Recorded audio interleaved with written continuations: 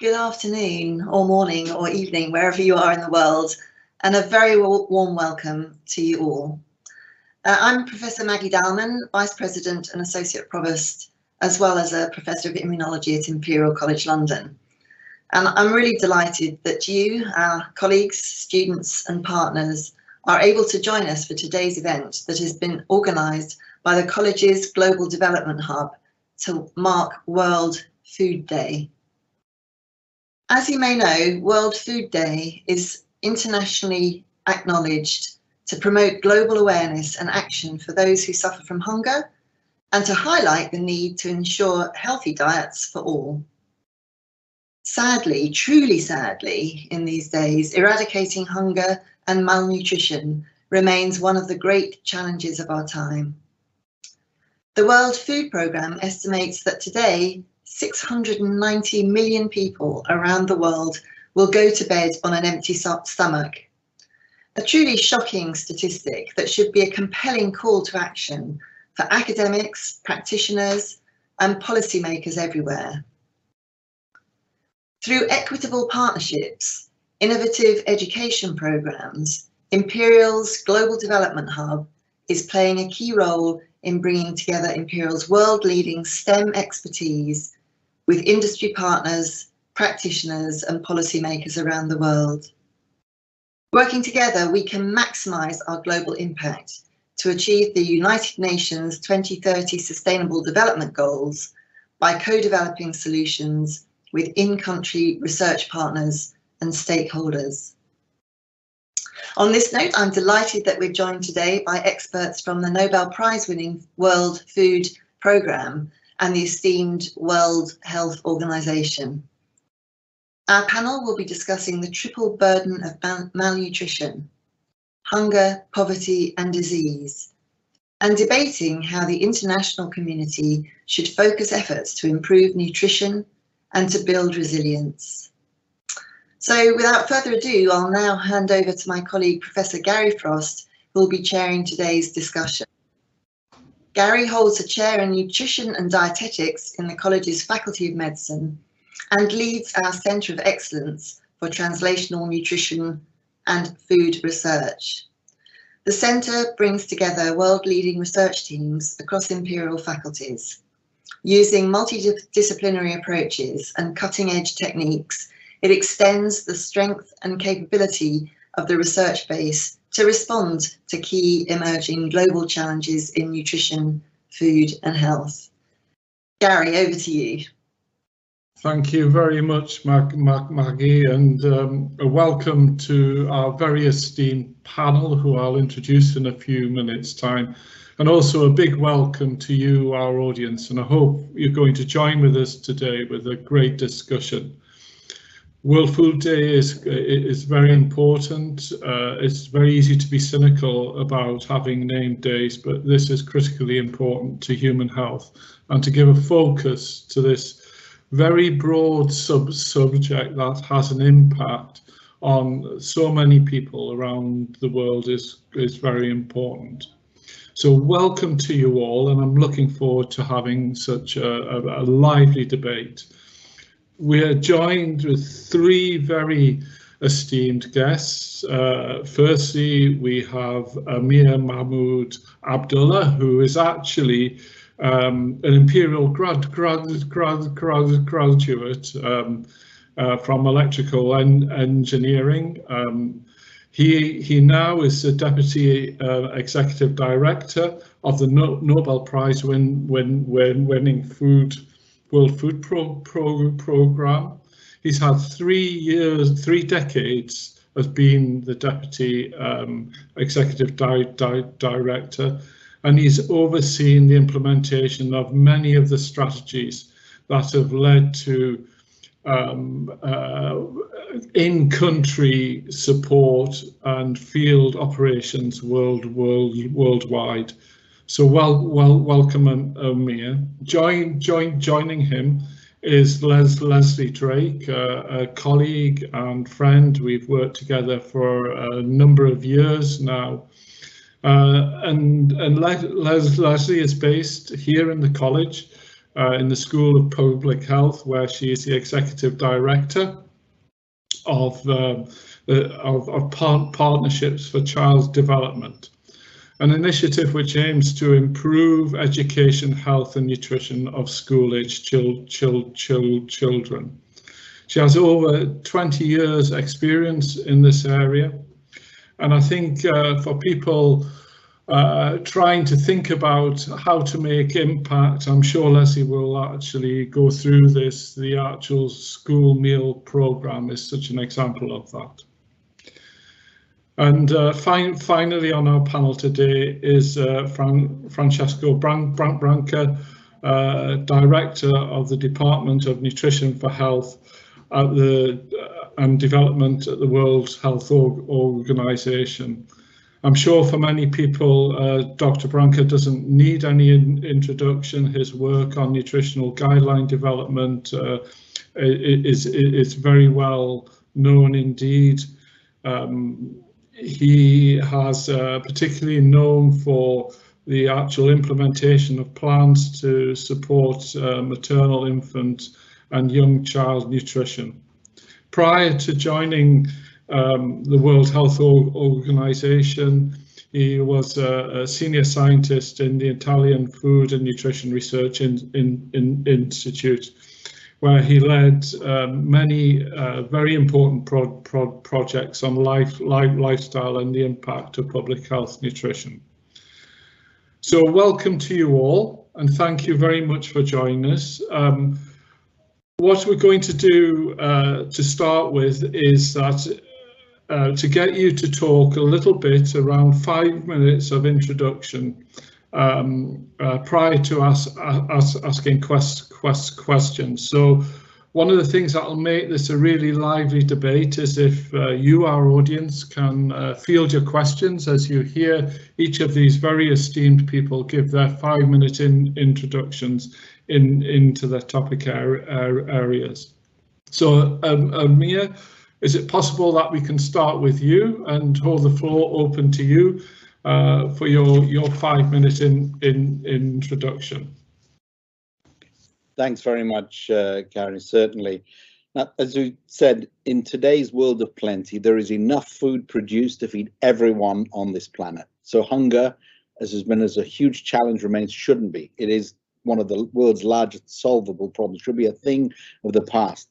But conflict, climate change, and most recently the COVID-19 pandemic now means that 1 in 10 people globally are still going to bed hungry. And famine, actual famine, looms for millions. That's the reason the United Nations World Food Programme, it's the world's largest humanitarian organization, saving lives in emergencies, using food assistance to build a pathway to peace, stability, and prosperity. And we work today in more than 80 countries.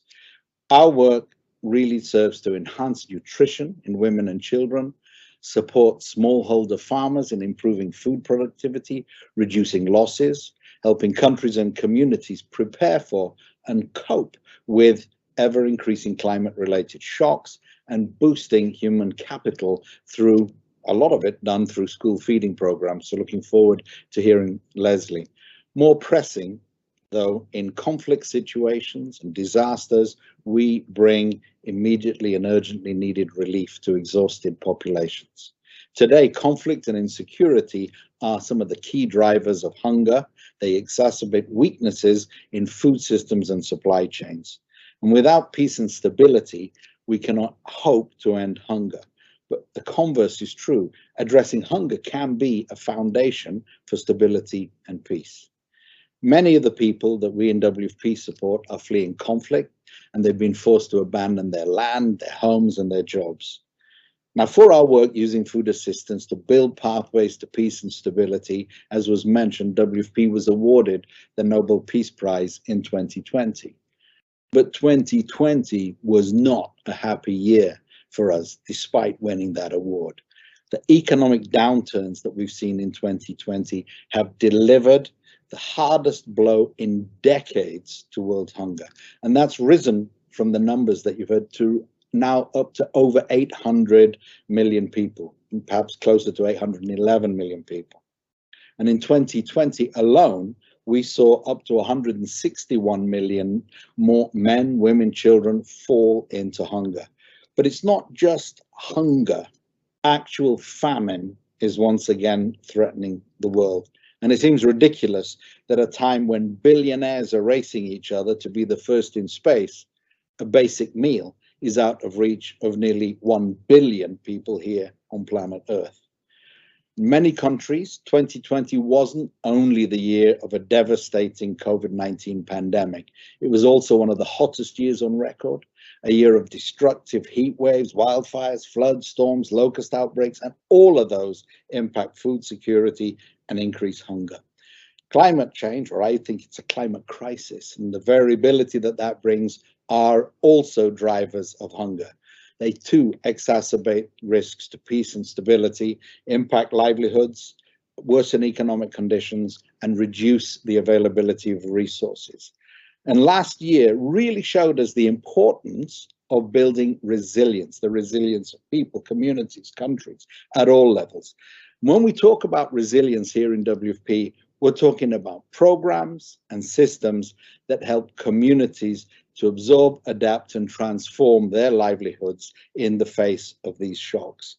And we also know that we need to prepare to respond to more ever-increasing and ever bigger shocks. But we also know that there's too little investment today in disaster prevention, risk reduction, and resilience building. And as you're all aware, I'm sure in just a few weeks, the UK will host the 26th UN Climate Change Conference here in Glasgow. You're there in Glasgow. WFP is calling for coordinated global climate action at COP26 to urgently address the challenges of the climate crisis and reduce its impact on hunger. And to help with that coordinated action, this year, WFP has decided to get out there and RAP. And just in case you think I'm going to start singing, I'm not. But R stands for restoring degraded ecosystems. They can form natural shields against these climate hazards. A, to anticipate climate hazards before those hazards turn into disaster. And P, protect the most vulnerable with safety nets and insurance even against these climate extremes. And I hope that I can get some of you joining this event today to join and RAP with us in Glasgow. Let's RAP together to slow down climate change, RAP together to stop these growing inequalities, and RAP together for peace. Personally, and I'm delighted to be back, I can't think of a better place to start this RAP revolution than here at Imperial College. And I'm confident that many of you researching new technologies, teaching and empowering the generation that can make the Sustainable Development Goals a reality and will help to solve the challenges and problems that unfortunately older generations of alumni like me are leaving you. Thank you. Thank you very much. I mean, a fantastic way to start, a real call to action, and perhaps a lovely segue in to Leslie as well. So Leslie, I don't know whether you want to pick up this for 5 minutes just to introduce the work that you're doing, the organisations that you're supporting, and perhaps highlighting some of the size of the wonderful interventions that you're doing. You're on mute, Leslie.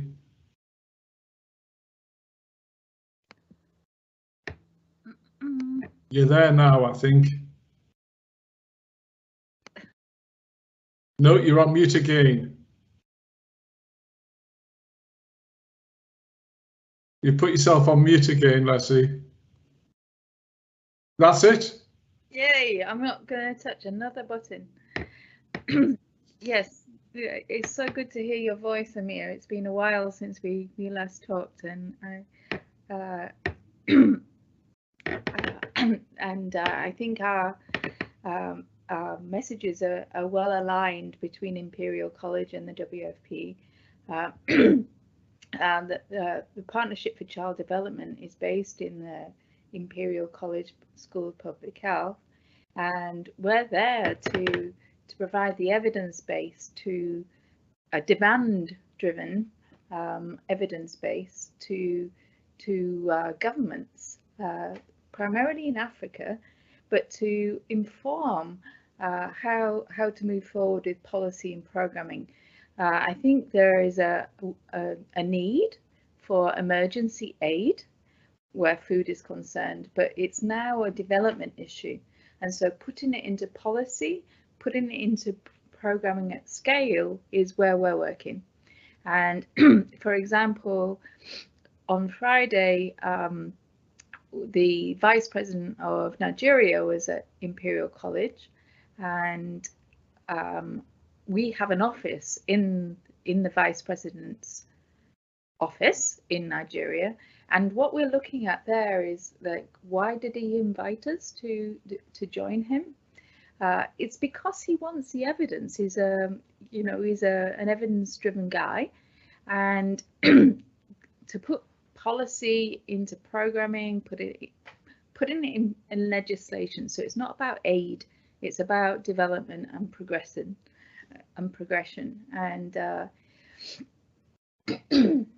And so what we've been trying to do is provide that. And I think with Nigeria, the question when I last met the Vice President was a few years ago, and he said, well, why did we started school feeding in 13 states, of 32 states in Nigeria, and only one survived, and what was the failure?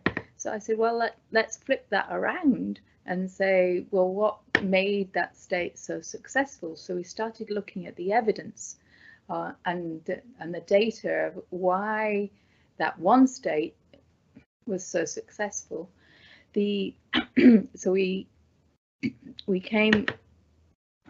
Sorry, I'm surviving from a cough here. And what we tried to do is pull together the evidence of why that was so successful. Let's take that to the federal state. Let's take that to the other state governors. And now the school feeding program in Nigeria is feeding 10 million children a day using locally sourced food. So we're looking at the whole supply chain that Amir was talking about. So we're looking at the smallholder farmers. Here's some structured demand. Here's a contract. We need X kilos of Y, X, and Z, and we need this for this. And what Imperial College has done is put together a menu planner, which looks at the nutritional value of locally sourced foods. And so what is available? Where are the nutrition? What can we get from cowpeas that we can't get from snow peas? How do we mix and match? And it's been an incredibly successful story in Nigeria that now the kids are actually getting that in the schools every day. And the one thing I would say, I know Gary, you wanted to talk about COVID, but in COVID, even in Nigeria, what was happening was there was still the caterers were still cooking the meals of the menu planner that WFP and PCD constructed together. It's called Menu Planner Plus, and we did that together. And now it's been rolled out to countries, which is my interest. It's about how do we get this out? It's not about publishing a paper, it's about programming. And what happened there was we had the information, we had the data, we put it into the menu planner to show which nutrients were needed for the children. And so, oh, they're not in school anymore, what do we do? And so WFP, PCD worked together with the governments, and I'm just giving an example here of Nigeria, to like the caterers cooked in the classrooms. Then they took the meals the lunchtime meals, which is invariably the only meal that they get, with the lesson plans. So when they come back to take away the plates from the previous day, and they take away the lesson plans that have been completed by the kids. So what was phenomenal to me was, you know, the kids need food, the parents need the parents need the finance. They're the ones putting the seeds in the ground. And so we're saying, okay, we will take your seeds, we will do this. And our caterers are saying, well, where do we cook? Okay, so, you know, across the supply chain, we've been trying to programmatically get from farmer contracts to the kids actually doing some education.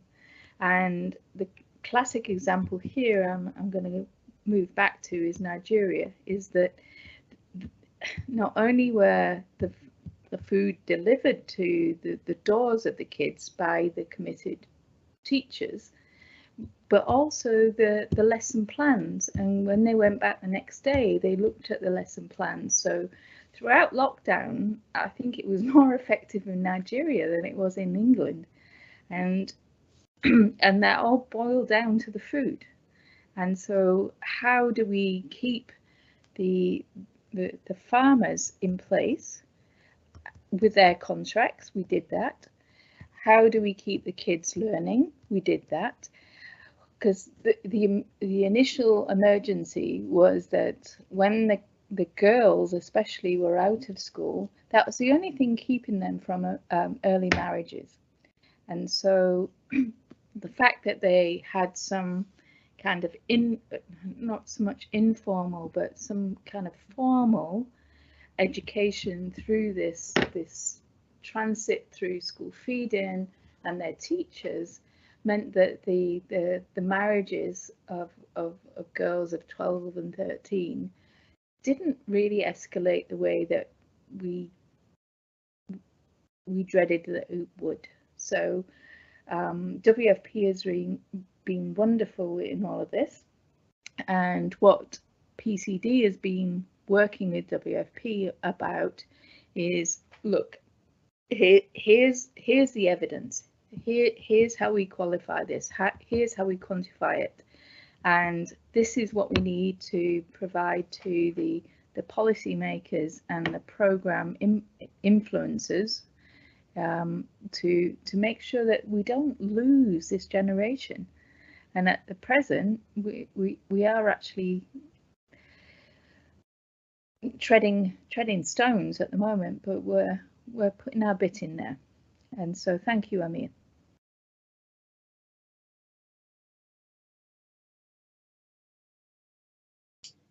Gary, you're on mute.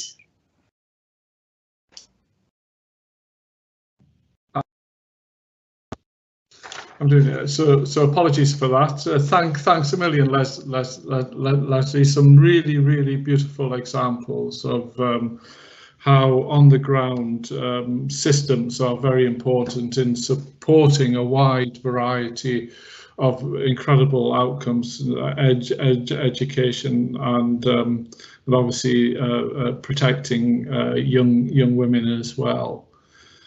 So without further ado, then we'll give the baton to Francesco to actually take this forward. So five minutes, it's all yours.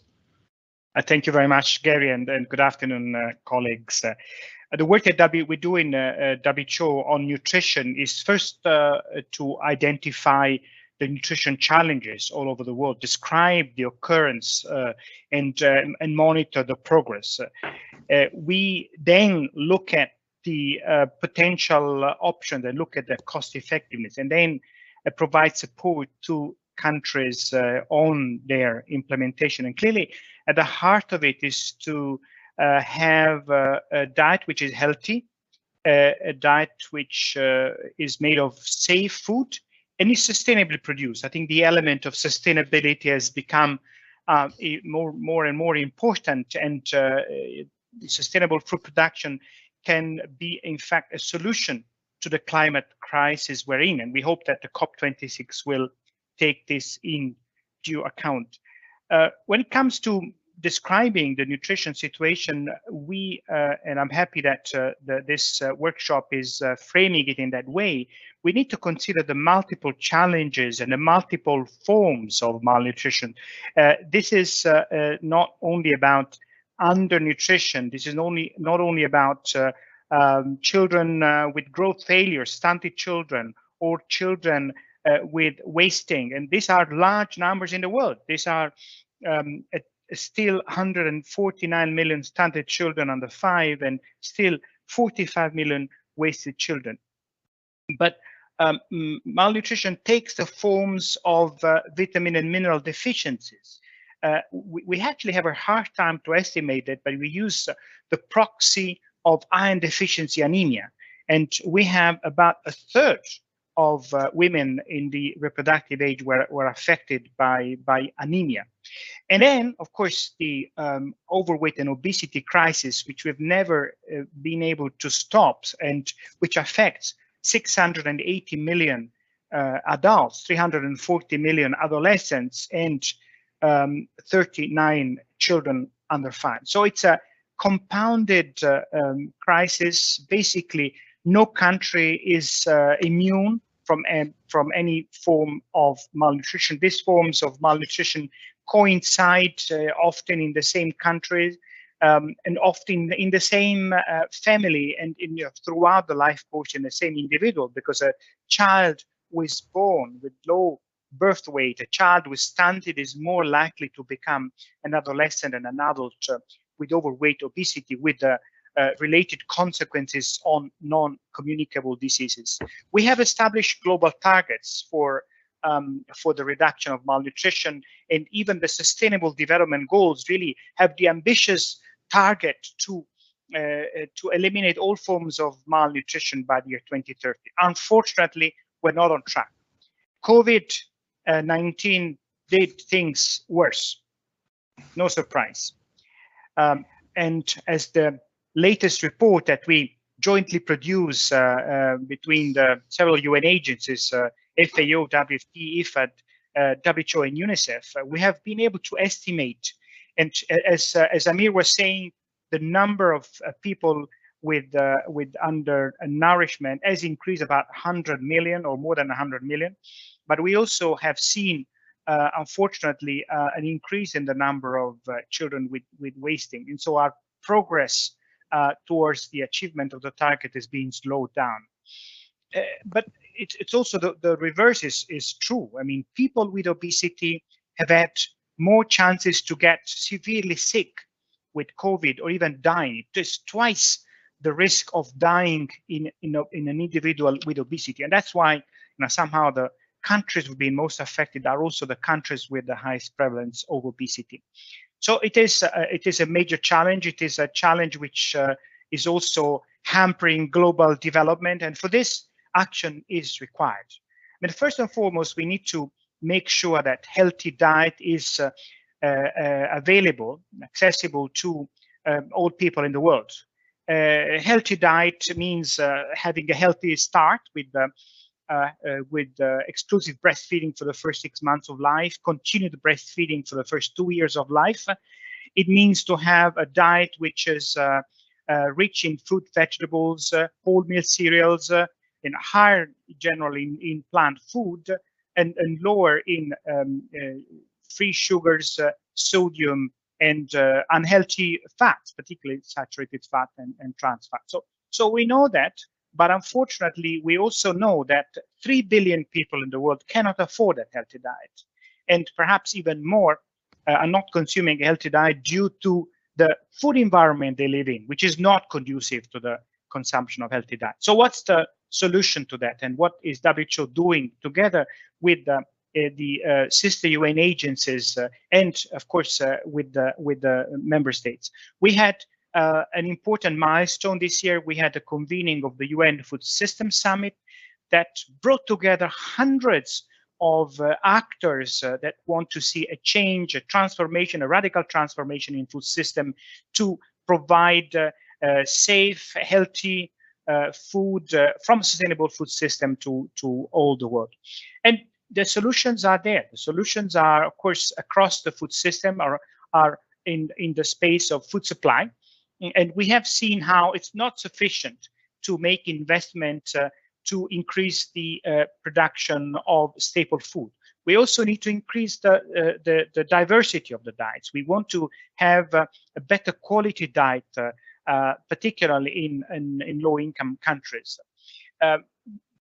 We need to intervene on the food environment to make healthy food accessible and available to all. So working on the prices of food, discouraging the consumption of highly processed food through, for example, increasing the prices through taxation, but providing at the same time subsidies to producers and distributors so that the healthy component, which is not consumed enough, is in fact made more available. One way to do it is to have, and I'm happy that Leslie mentioned this important area of work, is providing healthy food in public institutions, first and foremost the schools, but also all public institutions, because that could be a driver for food consumption, but also a driver for the producers to put on the market the right type of food at the right price. And then working on the demand, making sure that that we as consumers buy the right food, eat the right food, but that means also curbing marketing of unhealthy products. It also means informing the consumer adequately with clear nutrition labeling and understandable by all fronts of the pack labeling. We are in the process of bringing together many actors through a healthy diet coalition as a follow-up to the UN Food System Summit, bringing together our organization in Amir's WFP and WHO with FAO and UNICEF to really help countries implementing these important commitments that have been made. Thank you. Thank you very much indeed, Francesco. Again, another little vignette, which is very awe-inspiring. I think what we can do now is to go straight into some of the questions. Some of the questions are coming in. So I think what I'll try and do is to run some of the questions that I have and try and integrate them with what's in the chat. I suppose one for Amir is that it's always very easy to get, and I understand how desperate certain situations are, but are there examples of good practice in countries where countries have been able to actually stabilize and reduce the actual numbers of children that are living in undernutrition? And are there lessons to be learned from those, or is each country very, very different? Thanks, Gary. I think clearly each country is different, and the truth is that no single country has really fully tackled malnutrition or nutrition or even the overnutrition and obesity that Franco just mentioned. But but really, and I think there was a very important point from Francesco there. But I mean, that's not even in the United Kingdom. So malnutrition affects every country, and it's a leading cause of death and illness worldwide, both from the malnutrition and its extremes and famine and starvation through to obesity and illness that can cause.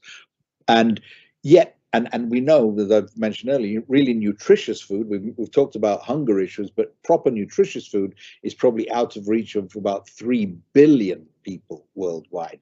And hearing that sounds daunting, but there are countries where for different forms of malnutrition and making nutrition, good nutrition, are policy priorities. And there are lots of examples, but let me just give you one from Peru.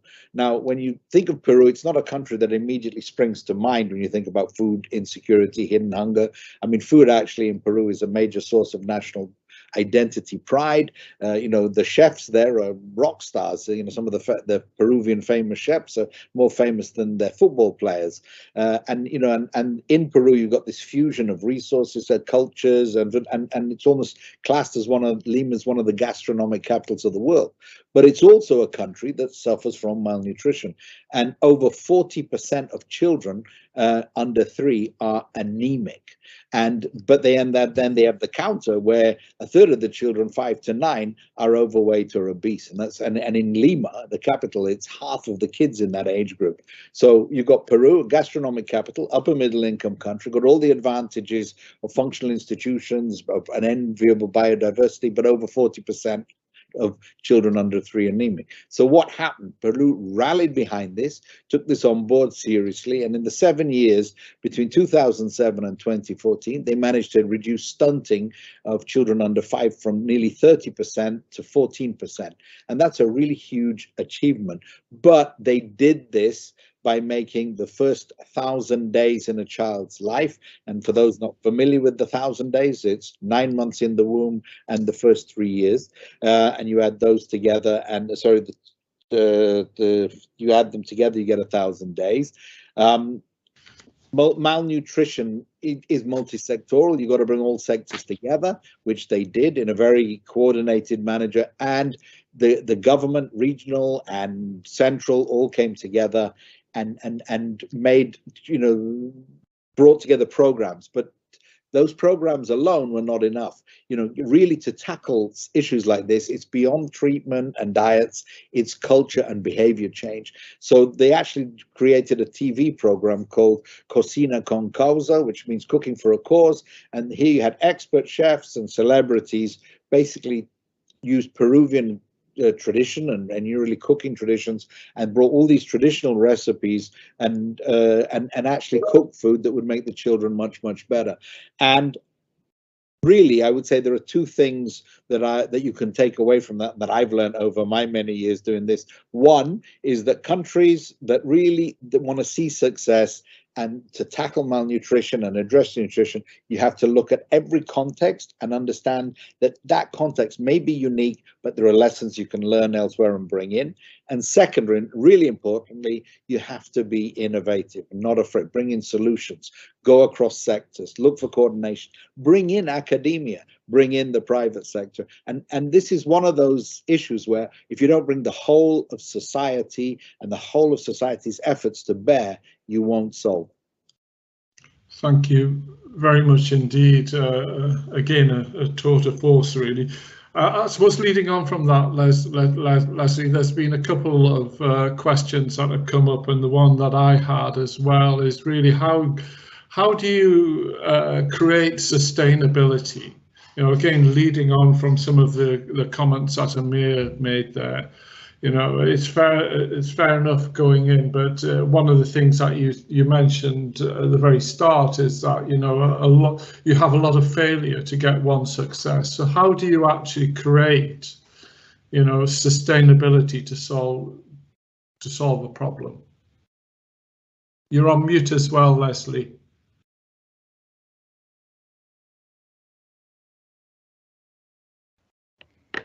That's it. Great. So I'm having real problems because I can't seem to raise a hand or anything. If you can hear me, that's fine. Yeah, that's great. I can hear you. Okay, so love the comments from Amir, but sustainability is key to this. And I think we need to separate aid from development. And so there's always a need for emergency aid. And I'll take the country of Nigeria there. So on the northeast border there, you have the Boko Haram craziness going on where people don't have the food, and so we need to put the food there.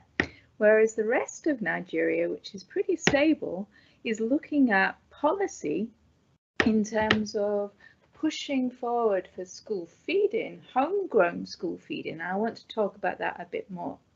And homegrown school feeding is from the smallholder farmer through that gets contracts from the governments to provide X, Y, and Z nutrients based on academic evidence that Imperial College is providing to the Nigerian government in terms of the Menu Planner Plus, which is a tool that has been developed by Imperial College, PCD, and WFP to look at what is locally available and how do we put plates in front of children from Monday to Friday using locally sourced products, and giving contracts to the smallholder farmers, which are invariably the parents of the kids that we want in schools. And it's not just about the girls, it's about the boys. So what COVID did was close the schools, the girls were out, lots of early marriages, the boys were in the field. And so what Nigeria's been doing is looking at how do we put the supply chain back together, which is why I'm working closely with Amir's team in WFP to see what are the practicalities. We can provide the evidence. This is where we need to use the Planner Plus. This is where we can advise governments. This is how much it's going to cost, and where is the money going to come from? We don't want it to be aid. We want it to be part of the government policy moving forward. I don't know, Amir, if you want to contribute to that, but that's where I think, you know, all of this is going, is that we can't just keep dumping bad food on kids. You know, one of the things that we've been doing qualitatively is looking at why the kids aren't eating the food. And one of the things in Nigeria was they were stewing okra, and they put that on the top of the soup, and it looked like gloop, and the kids just wouldn't eat it because it just looked like gloop and glue, and they just wouldn't do it. And so they just like, no, we'll just not eat. And so what we've been doing at WFP is to try to actually understand the local understandings of diet, how we can actually put the diets together and make sense contextually, and how then do we say, right, X of protein, Y of this, Z of this. And I don't know, Amir, but I feel that we're making real inroads into that in terms of understanding why the kids are just not eating it. They might go hungry as opposed to eating the gloop. Thank you very much, Leslie. And I know it's a challenge that we've talked about a number of times. I don't know, Amir, whether you want to make any qualitative comments about that, or just briefly, because I think Leslie picks up on an very, very important point. You know, long-term aid or food assistance is not the solution. I mean, you know, and in WFP, we basically sort of have a mantra of saving lives, changing lives.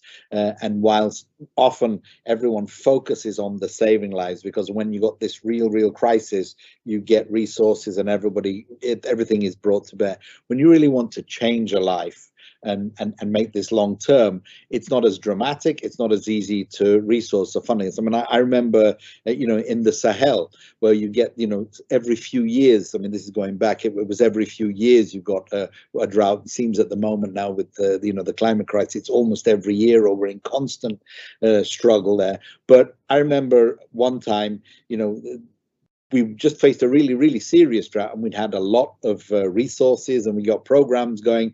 And I was asked the question, are you worried that there'll be a drought next year?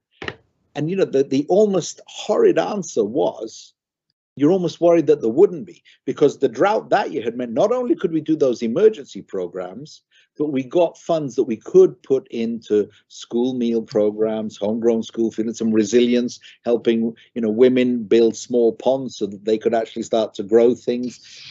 And yet, the following year, we probably wouldn't get the resource to keep those long-term activities going. So I think there's, there is a mind shift change that is needed in those providing overseas development assistance. That yes, humanitarian assistance is hugely important at WFP. We know that more than any. But we also know that long-term resilience is important, and not just the resilience, is hugely important on the local diets, acceptability of food. When I started doing this 30 years ago, basically we had, maize, beans, oil, and dump it. I wouldn't say chuck and run, but it was just provide that core diet. Today, we're far more into, and I'm glad Leslie brought up homegrown school feeding. That is, find a way to grow the food that is local, not only locally acceptable, but it's what people there want to eat, but it's also they grow it themselves, which is the ultimate sustainability. You involve the community. So we're doing far more of that. And we now have moved to a very, I would say, we're trying to move even our emergency areas into a longer term view. Years ago, or even quite recently, we used to have in any one country what we call an emergency operation, a protracted relief operation, and a small development program. We now have what we call a country strategic plan for the country, which will deal with the crisis response and the recovery, but it will pull in the development so you can have over a 5-year period a better view. And those, what we refer to them as CSPs, country strategic plans, are always developed with outreach before the analysis, the front end of it, with communities, with partners, with government, with them, fixes on those issues of what will be culturally acceptable. How do you make it sustainable? Who else can do this with us? This is not something that we need to go out and do there alone. Who else could do it not only with us, who else could do this instead of us? So you can hand it over. That's the ultimate sustainability. Thank you very much indeed. And Francesco, just picking up on that, there's been a few questions come up in the chat really about just how confident or optimistic are you of making significant progress in a lot of these areas following the actual food summits that have just recently happened, and in the build up to COP26? What is going to make the difference? Because I mean, the beginning of your talk, or both yourself and Amir at the beginning of your talk, seem to give the impression we're slipping behind. We're not getting there.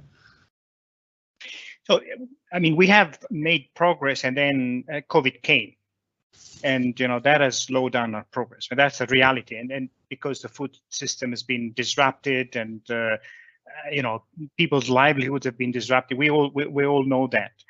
But there were some interesting trends.